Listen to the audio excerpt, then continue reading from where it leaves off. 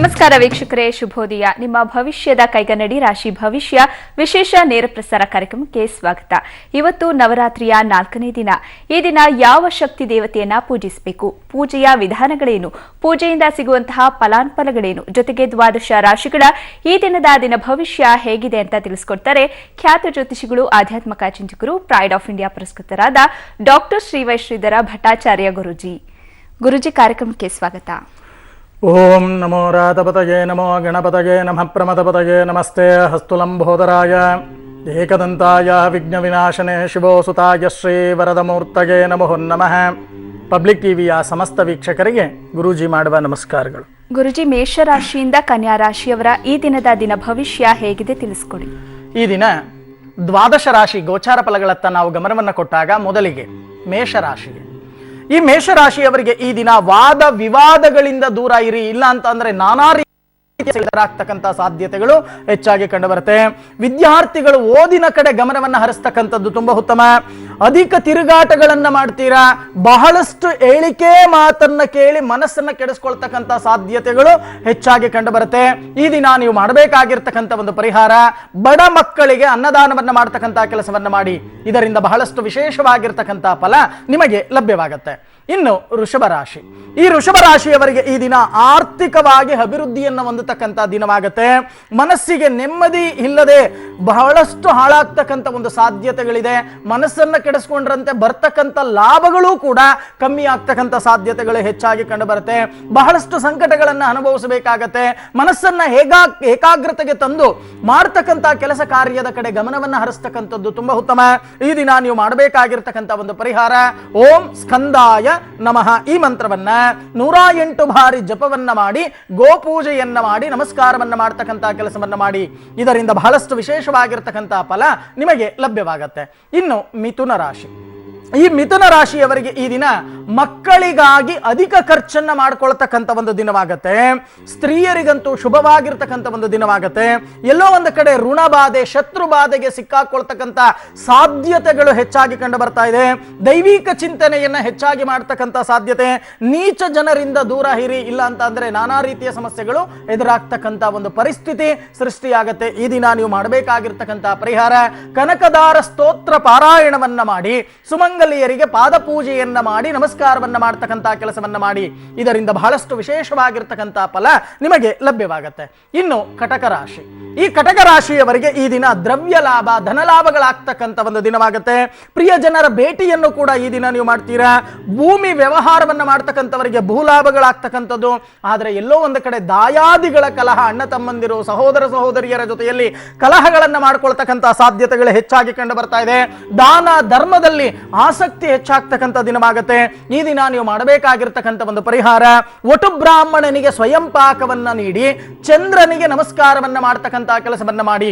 ಇದರಿಂದ ಬಹಳಷ್ಟು ವಿಶೇಷವಾಗಿರ್ತಕ್ಕಂಥ ಫಲ ನಿಮಗೆ ಲಭ್ಯವಾಗುತ್ತೆ. ಇನ್ನು ಸಿಂಹರಾಶಿ, ಈ ಸಿಂಹರಾಶಿಯವರಿಗೆ ಈ ದಿನ ದೂರ ಪ್ರಯಾಣ ಮಾಡ್ತಕ್ಕಂಥ ಸಾಧ್ಯತೆಗಳು ಹೆಚ್ಚಾಗಿ ಕಂಡುಬರುತ್ತೆ. ಮನಸ್ಸಿನಲ್ಲಿ ಏನೋ ಒಂದು ರೀತಿಯ ಭಯ, ಭೀತಿ, ಆತಂಕಗಳು ಆವರಿಸ್ಕೊಳ್ತಕ್ಕಂಥ ಸಾಧ್ಯತೆಗಳು. ಸ್ನೇಹಿತರಿಂದ ಬಹಳಷ್ಟು ಸಹಾಯವನ್ನ ಅಪೇಕ್ಷೆಯನ್ನ ಪಡ್ತೀರಾ. ಪರರ ಧನ ಪ್ರಾಪ್ತಿ ಆಗ್ತಕ್ಕಂಥ ಒಂದು ದಿನವಾಗುತ್ತೆ. ಆದರೆ ಅದು ಹೆಚ್ಚಿಗೆ ನಿಲ್ಲಲ್ಲ, ಅದಕ್ಕೆ ಆಸೆಯನ್ನು ಕೂಡ ಪಡಬೇಡಿ. ಈ ದಿನ ನೀವು ಮಾಡಬೇಕಾಗಿರ್ತಕ್ಕಂಥ ಒಂದು ಪರಿಹಾರ, ಮಹಾಲಕ್ಷ್ಮಿಯ ಅಷ್ಟೋತ್ತರ ಪಾರಾಯಣವನ್ನ ಮಾಡಿ, ಬಡ ಮಕ್ಕಳಿಗೆ ಅಥವಾ ಅಂಧ ಮಕ್ಕಳಿಗೆ ಕೈಲಾದ ಸೇವೆಯನ್ನ ಮಾಡ್ತಕ್ಕಂಥ ಕೆಲಸವನ್ನ ಮಾಡಿ. ಇದರಿಂದ ಬಹಳಷ್ಟು ವಿಶೇಷವಾಗಿರ್ತಕ್ಕಂಥ ಫಲ ನಿಮಗೆ ಲಭ್ಯವಾಗುತ್ತೆ. ಇನ್ನು ಕನ್ಯಾ ರಾಶಿ, ಈ ಕನ್ಯಾ ರಾಶಿಯವರಿಗೆ ಈ ದಿನ ವಾಹನ ರಿಪೇರಿಗೋಸ್ಕರ ಬಹಳಷ್ಟು ಹಣವನ್ನು ಖರ್ಚು ಮಾಡ್ಕೊಂಡ್ಬಿಡ್ತೀರಾ. ಸಂಗಾತಿಯಿಂದ ಸ್ವಲ್ಪ ನೋವು ಕೂಡ ಈ ದಿನ ನಿಮ್ಮ ಪಾಲಿಗೆ ಲಭ್ಯವಾಗುತ್ತೆ. ನೀವು ಆಡುವ ಮಾತಿನಿಂದ ಅನರ್ಥಗಳಾಗ್ತಕ್ಕಂಥದ್ದು.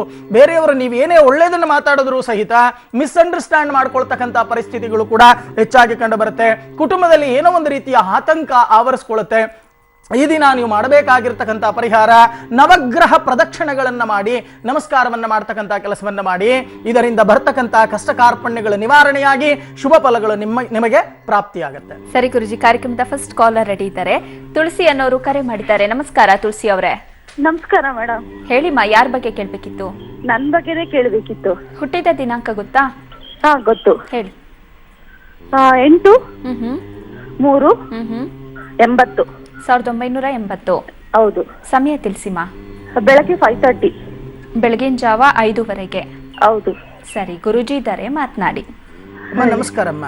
ನಮಸ್ಕಾರ ಗುರುಜಿ. ಅಂದ್ರೆ ನೀವು ಜನನವಾಗಿರ್ತಕ್ಕಂಥ ಒಂದು ದಿನವನ್ನ ನಾವು ನೋಡಿದಾಗ ಹಾ ಇಲ್ಲಿ ಶನಿವಾರ ಅಂತ ಹೇಳುತ್ತೆ ಜಾತಕ, ಹೌದಾ?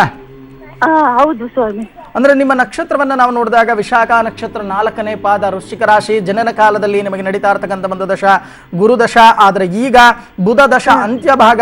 ನಿಮ್ಮ ಜಾತಕವನ್ನ ನಾವು ನೋಡಿದಾಗ ಲಗ್ನ ಕುಂಭ ಲಗ್ನದಲ್ಲಿ ನೀವು ಜನನವಾಗಿದ್ದೀರಾ. ಲಗ್ನಾತ್ ಸಪ್ತಮ ಸ್ಥಾನದಲ್ಲಿ ಕುಜ ಮತ್ತೆ ರಾಹು. ಅಂದ್ರೆ ಕುಟುಂಬದ ಸಮಸ್ಯೆಯಿಂದ ಬಹಳಷ್ಟು ನಾನಾ ರೀತಿಯ ಯೋಚನೆಗಳನ್ನ ಮಾಡ್ತಕ್ಕಂಥದ್ದು, ಮನಸ್ಸು ಕೆಡಿಸ್ಕೊಳ್ತಕ್ಕಂಥದ್ದು ಅಥವಾ ಅಭಿವೃದ್ಧಿ ಕುಂಠಿತ ಆಗ್ತಕ್ಕಂಥದ್ದನ್ನ ತೋರಿಸುತ್ತೆ ಜಾತಕ, ಹೌದಾ?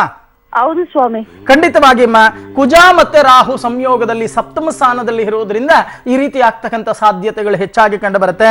ಲಗ್ನದಲ್ಲೇ ಬುಧ ಮತ್ತೆ ಕೇತು ಸಂಯೋಗ ನೋಡಿ.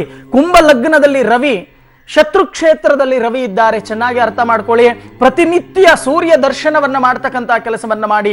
ಸೂರ್ಯ ದರ್ಶನ ಅಂದ್ರೆ ಉದಯ ಸೂರ್ಯನ ದರ್ಶನವನ್ನ ಮಾಡಿ ನಮಸ್ಕಾರವನ್ನ ಮಾಡ್ತಕ್ಕಂಥ ಕೆಲಸವನ್ನ ಮಾಡಿ. ಪ್ರತಿ ಭಾನುವಾರ ಗೋಧಿ ಪಾಯಸವನ್ನ ಸೂರ್ಯ ನಾರಾಯಣನಿಗೆ ನೈವೇದ್ಯವನ್ನ ಮಾಡಿ ನಿಮ್ಮ ಬರ್ತಕ್ಕಂಥ ಭಕ್ತಾದಿಗಳು ಅಥವಾ ಗೆಳೆಯರಿಗೆ ವಿನಿಯೋಗವನ್ನು ಮಾಡ್ತಾ ಬನ್ನಿ. ನಿಮ್ಮ ಸಂಕಟಗಳು ಸದ್ಯದಲ್ಲೇ ನಿವಾರಣೆಯಾಗುತ್ತೆ. ಯೋಚನೆ ಮಾಡ್ತಕ್ಕಂಥದ್ದು ಬೇಡ. ಒಳ್ಳೇದಾಗ್ಲಿ ತಾಯಿ. ಧನ್ಯವಾದಗಳು ತುಳಸಿ ಅವರೇ. ಮತ್ತೊಬ್ರು ಕಾಲರ್ ರಾಣಿ ಚೆನ್ನೈನಿಂದ ಕರೆ ಮಾಡಿದ್ದಾರೆ. ನಮಸ್ಕಾರ ರಾಣಿ ಅವರೇ. ನಮಸ್ಕಾರ ಗುರುಜಿ. ಹೇಳಿ, ಯಾರ ಬಗ್ಗೆ ಕೇಳ್ಬೇಕಿತ್ತು? ಮಗನ್ ಬಗ್ಗೆ ಕೇಳ್ಬೇಕು. ಮಗನ್ ಹುಟ್ಟಿದ ತಾರೀಕು 3/12/1992 ಮಧ್ಯಾಹ್ನ 11:50. 3/12/1992 ಮಧ್ಯಾಹ್ನ 12:50ಕ್ಕೆ. 11:50. ಸರಿ, ಗುರುಜಿ ಇದ್ದಾರೆ, ಮಾತನಾಡಿಮ್ಮ. ಹಲೋ. ಅಮ್ಮ ನಮಸ್ಕಾರ ತಾಯಿ. ನಮಸ್ಕಾರ ಸರ್. ಇವರು ಹುಟ್ಟಿದ್ದು ಗುರುವಾರ, ಹೌದಾ? ಹೌದು, ಕರೆಕ್ಟ್. ಇವರ ಒಂದು ನಕ್ಷತ್ರ ಪೂರ್ವಾಭಾದ್ರ ನಕ್ಷತ್ರ ಕುಂಭರಾಶಿ. ಹೌದು ಸರ್. ಜನನ ಕಾಲದಲ್ಲಿ ಇವರಿಗೆ ನಡೀತಾ ಇರ್ತಕ್ಕಂಥ ಒಂದು ದಶ ಗುರುದಶ. ಆದ್ರೆ ಈಗ ಇವರಿಗೆ ನಡೀತಾ ಇರ್ತಕ್ಕಂಥದ್ದು ಶನಿ ದಶ. ಅಂದ್ರೆ ಇಲ್ಲಿ ಕುಂಭ ಲಗ್ನದಲ್ಲಿ ಇವರು ಜನನವಾಗಿದ್ದಾರೆ. ಲಗ್ನದಲ್ಲೇ ಚಂದ್ರಮ ಮನಸ್ಸೋ ಜಾತಃ ಅಂತ ನಾವು ಕರಿತೇವೆ. ಆಗಾಗ ಮನಸ್ಸನ್ನು ಕೆಡಿಸ್ಕೊಂಡ್ಬಿಡ್ತಾರೆ. ಅಂದ್ರೆ ಜ್ಞಾಪಕ ಶಕ್ತಿ ಅಥವಾ ಉದ್ಯೋಗದಲ್ಲಿ ಸ್ವಲ್ಪ ನಿಧಾನ, ವಿದ್ಯಾಭ್ಯಾಸದಲ್ಲಿ ಅಂದ್ರೆ ಮರ್ತೋಗ್ತಕ್ಕಂಥದ್ದು, ಮೆಮೊರಿ ಪವರ್ ಕಮ್ಮಿ ಆಗ್ತಕ್ಕಂಥದ್ದು. ಮತ್ತೆ ಲಗ್ನಾತ್ ಕರ್ಮಸ್ಥಾನದಲ್ಲಿ ರವಿ ಮತ್ತೆ ರಾಹು ಇದ್ದಾರೆ. ಈ ರವಿ ಮತ್ತೆ ರಾಹು ಏನ್ ಮಾಡ್ತಾರೆ? ಮುಖ್ಯವಾಗಿ ಕುಜನ ಕ್ಷೇತ್ರದಲ್ಲಿ ಇರುವುದರಿಂದ ಮಾಡ್ತಕ್ಕಂಥ ಕೆಲಸ ಕಾರ್ಯಗಳಲ್ಲಿ ಅಭಿವೃದ್ಧಿ ಕುಂಠಿತ ಅಂತಕ್ಕಂಥದ್ದು ಕಂಡು ಬರುತ್ತೆ. ಮೊದಲು ಮಾಡಬೇಕಾಗಿರ್ತಕ್ಕಂಥ ಕೆಲಸ ಇಷ್ಟೇ. ನೀವು ಚೆನ್ನೈಯಿಂದ ಕರೆ ಮಾಡ್ತಾ ಇದ್ದೀರಾ ನೋಡಿ, ಹತ್ತಿರದಲ್ಲೇ ತಿರುಮಲ, ಒಂದು 100-150 ಕಿಲೋಮೀಟರ್ ಅಲ್ಲಿ ತಿರುಮಲ ಶ್ರೀನಿವಾಸನ ಸನ್ನಿಧಿ. ಈ ಶ್ರೀನಿವಾಸನ ಸನ್ನಿಧಿಯಲ್ಲಿ ವರಹಾಸ್ವಾಮಿಯ ದೇಗುಲ ಅಂತ ಇದೆ. ಆ ವರಹಾಸ್ವಾಮಿಯ ದೇಗುಲದಲ್ಲಿ ವ್ಯವಸ್ಥಿತವಾಗಿ ಪ್ರಾರ್ಥನೆಯನ್ನ ಮಾಡಬೇಕು. ಪ್ರತಿ ಶನಿವಾರ ಅಲ್ಲಿ ವರಹಾಸ್ವಾಮಿಗೆ ತುಳಸಿ ಅರ್ಚನೆಯನ್ನ ಮಾಡ್ತಾರೆ. ಪ್ರಾತಃ ಕಾಲದಲ್ಲಿ ನೈವೇದ್ಯ ಬಂದಾಗ ತುಳಸಿ ಅರ್ಚನೆಯನ್ನ ಮಾಡ್ತಾರೆ. ಆ ಸಮಯದಲ್ಲಿ ಒಂದು ದಿನವಾದರೂ ಕಡೆ ಪಕ್ಷ ಅವರು ಧ್ಯಾನವನ್ನ ಪ್ರಾರ್ಥನೆಯನ್ನ ಸಲ್ಲಿಸಿದರೆ ಇಷ್ಟಕಾಮ್ಯಾರ್ಥಗಳ ನೆರವೇರುತ್ತೆ. ಈ ರೀತಿ ಮಾಡಿ ಯೋಚನೆ ಮಾಡ್ತಕ್ಕಂಥದ್ದು ಬೇಡ. ಒಳ್ಳೇದಾಗ್ಲಿ ತಾಯಿ. ಧನ್ಯವಾದಗಳು ರಾಣಿಯವರೇ. ಗುರುಜಿ, ಇನ್ನುಳಿದ ರಾಶಿಗಳವರ ಈ ದಿನದ ದಿನ ಭವಿಷ್ಯ ಹೇಗಿದೆ ತಿಳಿಸ್ಕೊಡಿ. ಇನ್ನು ತುಲಾರಾಶಿ. ಈ ತುಲಾರಾಶಿಯವರಿಗೆ ಈ ದಿನ ಮಕ್ಕಳ ಬಗ್ಗೆ ಚಿಂತೆಯನ್ನ ಮಾಡ್ತಕ್ಕಂಥ ಒಂದು ದಿನವಾಗತ್ತೆ. ಪರರ ತಪ್ಪಿನಿಂದ ಗೌರವಕ್ಕೆ ಧಕ್ಕೆ ಆಗ್ತಕ್ಕಂಥ ಸಾಧ್ಯತೆಗಳು ಹೆಚ್ಚಾಗಿ ಕಂಡು ಬರುತ್ತೆ. ಮನಕ್ಲೇಶ, ಮನಸ್ಸನ್ನ ಕೆಡಿಸ್ಕೊಂಡ್ಬಿಡ್ತೀರಾ. ಖಂಡಿತವಾಗಿ ಮನಸ್ಸನ್ನ ಕೆಡಿಸ್ಕೋಬೇಡಿ. ಆದಷ್ಟು ಏಕಾಗ್ರತೆಗೆ ತರ್ತಕ್ಕಂಥ ಕೆಲಸವನ್ನ ಮಾಡಿ. ಶತ್ರುಗಳಿಂದ ತೊಂದರೆ, ಯಾರನ್ನ ಇತರರು ಅಂತ ನೀವು ತಿಳ್ಕೊಂಡಿರ್ತೀರೋ ಅಂತವರಿಂದಾನೇ ಈ ದಿನ ತೊಂದರೆಗೆ ಒಳಗಾಗಬೇಕಾಗುತ್ತೆ. ಸ್ವಲ್ಪ ಜಾಗರೂಕತೆಯನ್ನು ವಹಿಸಿ. ಈ ದಿನ ನೀವು ಮಾಡಬೇಕಾಗಿರ್ತಕ್ಕಂಥ ಪರಿಹಾರ ವಿಷ್ಣು ಸಹಸ್ರನಾಮ ಪಾರಾಯಣವನ್ನ ಮಾಡಿ, ವಿಷ್ಣು ಆಲಯಕ್ಕೆ ಹೋಗಿ ಕೈಲಾದ ಸೇವೆಯನ್ನ ಮಾಡ್ತಕ್ಕಂಥ ಕೆಲಸವನ್ನ ಮಾಡಿ. ಇದರಿಂದ ಬಹಳಷ್ಟು ವಿಶೇಷವಾಗಿರತಕ್ಕಂಥ ಫಲ ನಿಮಗೆ ಲಭ್ಯವಾಗುತ್ತೆ. ಇನ್ನು ವೃಶ್ಚಿಕ ರಾಶಿ. ಈ ವೃಶ್ಚಿಕ ರಾಶಿಯವರಿಗೆ ಈ ದಿನ ಅಲ್ಪ ಧನ ಆಗಮನವಾಗ್ತಕ್ಕಂಥ ಸಾಧ್ಯತೆಗಳು ಹೆಚ್ಚಾಗಿ ಕಂಡು ಬರುತ್ತೆ. ತಂದೆ ತಾಯಿರಲ್ಲಿ ದ್ವೇಷವನ್ನ ಸಾಧಿಸ್ತೀರಾ. ವೈಮನಸ್ಸು, ವಿರೋಧಿಗಳಿಂದ ತೊಂದರೆ, ಎಲ್ಲೋ ಒಂದು ಕಡೆ ನಿಂದನೆಗೆ ಒಳಗಾಗಬೇಕಾಗತ್ತೆ. ಮಾತಿನ ಮೇಲೆ ನಿಗವನ್ನ ಇಟ್ಟು ಮಾತನಾಡ್ತಕ್ಕಂಥ ಕೆಲಸವನ್ನ ಮಾಡಿ. ಈ ದಿನ ನೀವು ಮಾಡಬೇಕಾಗಿರ್ತಕ್ಕಂಥ ಪರಿಹಾರ ಆಂಜನೇಯನ ದೇವಾಲಯಕ್ಕೆ ಭೇಟಿಯನ್ನ ನೀಡಿ 108 ವಿಳ್ಯೆದೆಲೆ ಹಾರವನ್ನ ಹಾಕಿ ದೀರ್ಘದಾಂಡ ನಮಸ್ಕಾರವನ್ನ ಮಾಡ್ತಕ್ಕಂಥ ಕೆಲಸವನ್ನ ಮಾಡಿ. ಇದರಿಂದ ಬಹಳಷ್ಟು ವಿಶೇಷವಾಗಿರ್ತಕ್ಕಂಥ ಫಲ ನಿಮಗೆ ಲಭ್ಯವಾಗುತ್ತೆ. ಇನ್ನು ಧನುಸ್ಸು ರಾಶಿ. ಈ ಧನುಸ್ಸು ರಾಶಿಯವರಿಗೆ ಈ ದಿನ ಯತ್ನ ಕಾರ್ಯಗಳಲ್ಲಿ ಜಯ. ಯಾವುದೇ ಕೆಲಸಕ್ಕೆ ಕೈ ಹಾಕಿ ಆ ಕೆಲಸ ಕಾರ್ಯದಲ್ಲಿ ಜಯವನ್ನ ನೀವು ಅನುಭವಿಸ್ತೀರಾ. ಸ್ವಲ್ಪ ಮಾತಿನ ಚಕಮಕಿಗಳು ನಡೀತಕ್ಕಂಥ ಸಾಧ್ಯತೆಗಳಿದೆ. ಪ್ರಜ್ಞೆಯನ್ನ ಇಟ್ಟುಕೊಂಡು ಮಾತನಾಡ್ತಕ್ಕಂಥ ಕೆಲಸವನ್ನ ಮಾಡಿ. ಮಾತಿನ ಮೇಲೆ ನಿಗವನ್ನ ಇಟ್ಟುಕೊಳ್ಳಿ. ಗುಪ್ತ ವಿದ್ಯೆಗಳಲ್ಲಿ ಆಸಕ್ತಿ ಹೆಚ್ಚಾಗ್ತಕ್ಕಂಥದ್ದು ಕಂಡು ಬರುತ್ತೆ. ಭೂಮಿಯಿಂದ ಬಹಳಷ್ಟು ಲಾಭ. ಪುಣ್ಯಕ್ಷೇತ್ರ ದರ್ಶನ ಮಾಡ್ತಕ್ಕಂಥ ಒಂದು ಒಂದು ಶುಭ ಯೋಗ. ಈ ದಿನ ನೀವು ಮಾಡಬೇಕಾಗಿರ್ತಕ್ಕಂಥ ಪರಿಹಾರ, ದುರ್ಗಾದೇವಿಯ ದೇವಾಲಯಕ್ಕೆ ಭೇಟಿಯನ್ನ ನೀಡಿ ಕುಂಕುಮಾರ್ಚನೆಯನ್ನ ಮಾಡಿ ದೀರ್ಘದಾಂಡ ನಮಸ್ಕಾರವನ್ನ ಮಾಡ್ತಕ್ಕಂಥ ಕೆಲಸವನ್ನ ಮಾಡಿ. ಇದರಿಂದ ಬಹಳಷ್ಟು ವಿಶೇಷವಾಗಿರ್ತಕ್ಕಂಥ ಫಲ ನಿಮಗೆ ಲಭ್ಯವಾಗುತ್ತೆ. ಇನ್ನು ಮಕರ ರಾಶಿ, ಈ ಮಕರ ರಾಶಿಯವರಿಗೆ ಈ ದಿನ ಸ್ತ್ರೀಯರಿಗೆ ಆರೋಗ್ಯದಲ್ಲಿ ಸ್ವಲ್ಪ ತೊಂದರೆ, ಆರೋಗ್ಯದ ಕಡೆ ಗಮನವನ್ನ ಹರಿಸಿ. ವ್ಯಾಪಾರದಲ್ಲಿ ಉತ್ತಮ ಪ್ರಗತಿ, ಬಂಧು ಮಿತ್ರರ ಸಮಾಗಮವಾಗ್ತಕ್ಕಂಥ ಒಂದು ದಿನವಾಗತ್ತೆ. ಯಾವುದೋ ಶುಭ ಕಾರ್ಯಕ್ಕೆ ಭಾಗಿಯಾಗ್ತಕ್ಕಂಥ ಸಾಧ್ಯತೆಗಳು ಹೆಚ್ಚಾಗಿ ಕಂಡು ಬರ್ತಾ ಇದೆ. ಈ ದಿನ ನೀವು ಮಾಡಬೇಕಾಗಿರ್ತಕ್ಕಂಥ ಪರಿಹಾರ, ಭೂ ವರಾಹಾಯ ನಮಃ ಈ ಮಂತ್ರವನ್ನ 48 ಬಾರಿ ಜಪವನ್ನ ಮಾಡಿ ಅಂಗವಿಕಲ ಮಕ್ಕಳಿಗೆ ಕೈಲಾದ ಸೇವೆಯನ್ನ ಮಾಡ್ತಕ್ಕಂಥ ಕೆಲಸವನ್ನ ಮಾಡಿ. ಇದರಿಂದ ಬಹಳಷ್ಟು ವಿಶೇಷವಾಗಿರ್ತಕ್ಕಂಥ ಫಲ ನಿಮಗೆ ಲಭ್ಯವಾಗುತ್ತೆ. ಇನ್ನು ಕುಂಭರಾಶಿ, ಈ ಕುಂಭರಾಶಿಯವರಿಗೆ ಈ ದಿನ ಅಕಾಲ ಭೋಜನ, ಎಲ್ಲೋ ಒಂದು ಕಡೆ ಸಾಲ ಬಾಧೆಗೆ ಸಿಕ್ಕಾಕೊಂಡು ಹೊದ್ದಾಡ್ತಕ್ಕಂಥ ಒಂದು ಪರಿಸ್ಥಿತಿ, ಪರರಿಗೆ ವಂಚನೆಯನ್ನ ಮಾಡಬೇಕು, ಅವರ ಹತ್ರ ಇರ್ತಕ್ಕಂಥ ಹಣವನ್ನು ಅಪಹರಿಸಬೇಕು ಅಂತಕ್ಕಂಥ ಒಂದು ಬುದ್ಧಿಶಕ್ತಿ ಹೆಚ್ಚಾಗಿ ಕಂಡು ಬರುತ್ತೆ. ಆ ರೀತಿ ಮಾಡಬೇಡಿ. ಯಾವತ್ತಾದ್ರೂ ಒಂದು ದಿನ ಆ ರೀತಿ ನೀವು ಮಾಡಿದಾಗ ನಾಳೆ ಸಮಸ್ಯೆಗಳ ಸುರಿಮಳೆಗಳಾಗ್ತಕ್ಕಂಥ ಸಾಧ್ಯತೆಗಳಿದೆ.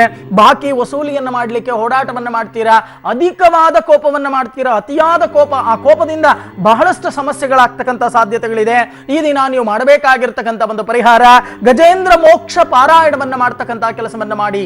ಇದರಿಂದ ಬಹಳಷ್ಟು ವಿಶೇಷವಾಗಿರ್ತಕ್ಕಂಥ ಫಲ ನಿಮಗೆ ಲಭ್ಯವಾಗುತ್ತೆ. ಇನ್ನು ಮೀನರಾಶಿ, ಈ ಮೀನರಾಶಿಯವರಿಗೆ ಈ ದಿನ ನೌಕರಿಯಲ್ಲಿ ಯಾರ್ಯಾರಿದ್ದೀರೋ, ಉದ್ಯೋಗದಲ್ಲಿದ್ದೀರೋ ಅಂತವರಿಗೆ ಸ್ವಲ್ಪ ಕಿರಿಕಿರಿ ಆಗ್ತಕ್ಕಂಥ ಸಾಧ್ಯತೆಗಳಿದೆ. ಸಣ್ಣ ಸಣ್ಣ ಮಾತುಗಳಿಂದ, ಸಣ್ಣತನದ ಮಾತುಗಳಿಂದ ಕಲಹಗಳಾಗ್ತಕ್ಕಂಥ ಸಾಧ್ಯತೆಗಳು ಹೆಚ್ಚಾಗಿ ಕಂಡು ಬರುತ್ತೆ. ತಂದೆ ತಾಯಿಗಳ ಆಶೀರ್ವಾದವನ್ನು ಪಡೆಯಲಿಕ್ಕೆ ಹೋರಾಟವನ್ನು ಮಾಡ್ತೀರಾ. ಅತಿಯಾದ ನೋವು ಹೇಳ್ಕೊಳಕ್ಕಾಗಲ್ಲ, ಹೇಳ್ಕೊಂಡ್ರೆ ಸಮಸ್ಯೆ ಪರಿಹಾರ ಆಗಲ್ಲ. ಇಂಥ ಒಂದು ನೋವುಗಳನ್ನ ಈ ದಿನ ನೀವು ಅನುಭವಿಸಬೇಕಾಗತ್ತೆ. ಸ್ವಲ್ಪ ಜಾಗರೂಕತೆಯನ್ನು ವಹಿಸಿ. ಈ ದಿನ ನೀವು ಮಾಡಬೇಕಾಗಿರ್ತಕ್ಕಂಥ ಪರಿಹಾರ, ಪಂಚಾಕ್ಷರಿಯ ಮಂತ್ರ ಓಂ ನಮಃ ಶಿವಾಯ ಈ ಮಂತ್ರವನ್ನ 108 ಬಾರಿ ಜಪವನ್ನ ಮಾಡಿ ಕಣ್ಣಿಲ್ದೇ ಇರ್ತಕ್ಕಂಥ ಅಂಧರಿಗೆ ವಸ್ತ್ರದಾನ ಅಥವಾ ಅನ್ನದಾನವನ್ನ ಮಾಡ್ತಕ್ಕಂಥ ಕೆಲಸವನ್ನ ಮಾಡಿ.